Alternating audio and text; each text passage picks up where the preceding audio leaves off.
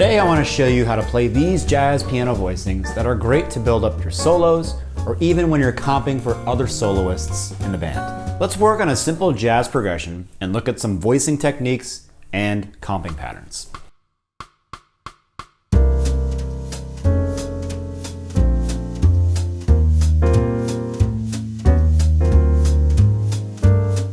If you're new to MDEX Music, we create music books and apps, piano arrangements, and we discuss improvisation, songwriting, and sometimes we take music theory to strange and uncharted places.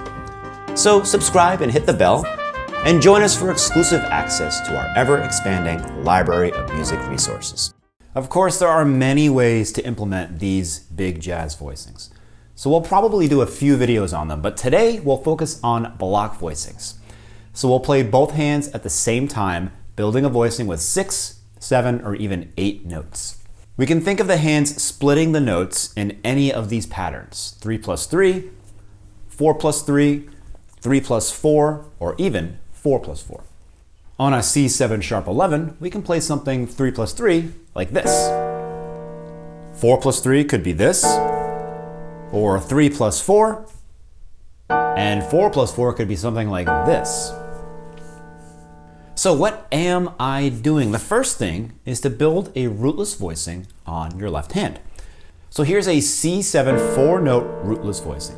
Basically, I'm taking a regular C7 in first inversion and replacing the root with the 9th and the 5th with the 13th. We're not going to go too deep into rootless voicings today, but we have an entire course on rootless voicings where we explain how to build them, what the rules are, and so on.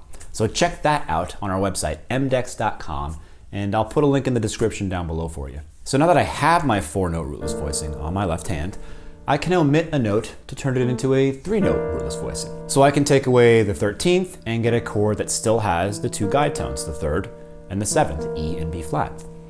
Or take away the flat 7 and get a chordal rootless voicing, E, A, and D. And there's a big difference between these two 3-note voicings. The first one conserves the quality of the C7 chord because it has the 2 guide tones. But the second one is much more ambiguous. It doesn't even sound like a dominant chord anymore, even when we add the bass. This could even be a C6-9 voicing. So make sure you consider these properties when you build your voicings. They're both great options depending on what kind of sound that you're going for. On the right hand, we're going to build the voicings using an octave and an inner note, or 2 if we want a 4-note voicing. Of course, there are other ways of building the right hand voicings for these big chords, but let's just start with that for now. So on this C7 sharp 11, you can play this, A, E, and A. Or maybe A, F sharp, A to get the sharp 11. F sharp. Or this, F sharp, D, and F sharp. And if you want, you can add an A to get a 4-note voicing. The best way to think about these voicings is to look at the interval between the inner notes and the bottom note or the top note. And the best intervals are the 5th from the bottom, perfect or diminished, and the major 3rd from the top. But you can also play notes from the major 3rd above the bottom to the minor 3rd below the top note. And you can play these voicings really high if you want. A great exercise to practice is to take a chord, let's say our C7 sharp 11, and then choose the note that you want to play in octaves, let's say F sharp. And then try all the intervals and study what type of chord you get over the C7 rootless voicing on your right hand. Of course, some of the options are useless. Like F sharp, B, F sharp is going to sound terrible over a C7 chord because B is the major 7. You also have to check the voicing that you're using on the left hand. For example, if I play the 4-note rootless voicing I showed you before, and I play F sharp, C sharp, F sharp, we get a 9th and a flat 9th in the voicing, which don't really like each other very much. The flat 9 and the sharp 9 work really well though. Look at this. Changing the D to a D sharp on the left hand makes a huge difference in the sound. But don't just follow the theory, use your ears. because these voicings with an octave and a perfect fifth are so consonant that they withstand lots of tension. So that doesn't sound bad at all, to my ears anyway, although it probably should. One more thing about consonants. Look at this voicing here. Sounds pretty harsh, doesn't it? But note-wise, there's nothing wrong with it. The problem is this.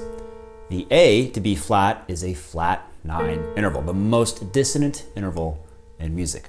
And the A, tension 13, is below our B flat, a guide tone. This combination is guaranteed to sound really dissonant. Can we use it? Sure. Listen to what happens when I add the root. Be aware of these properties when you're practicing these voicings. It's as much about ear training as it is about voicing practice.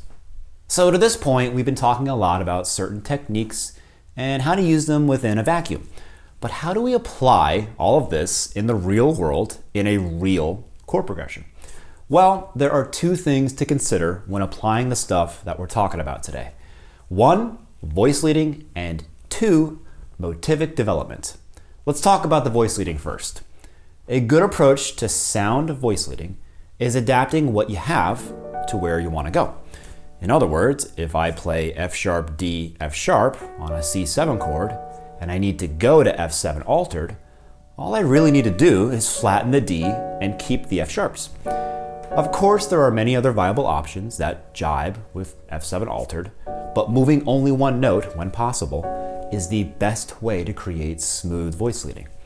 It's also important to notice how changing the inner note is more subtle than changing the top and bottom notes in the voicing. Now let's talk about our other point, motivic development. We'll basically define a motive as any melodic/rhythmic pattern or idea. And motivic development would just be sequencing or expanding on that idea. When it comes to motivic development, try to maintain the shape of your original motive. For example, if I play this on C7, then I can play the exact same shape on F7 altered by merely changing the D to a D flat. And we can always add a little variation by slightly shifting one of the beats. Speaking of rhythm, what are some good rhythms and comping patterns that we can use? Well, a thorough and complete answer to this question is almost endless. But as Stravinsky famously said, the more constraints one imposes, the more one frees oneself. So what we'll do today is offer you some constraints. We'll show you 3 tried and true rhythms that you can always go to. The cool thing about these rhythmic words is that they all fit in one measure, and they're all 3-note rhythms. So you can use them to develop any 3-note motive. Number 1. Number 2.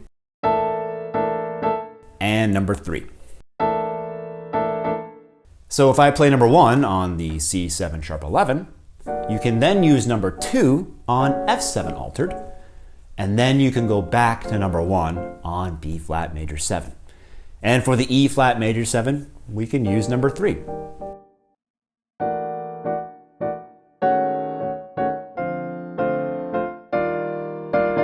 And when you put them together, you get this.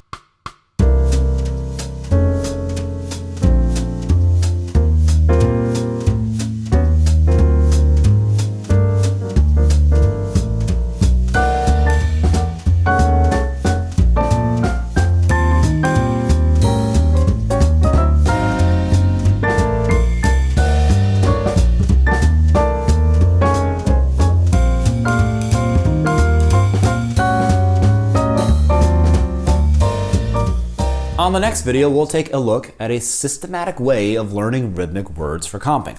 So make sure to subscribe and hit the notification bell.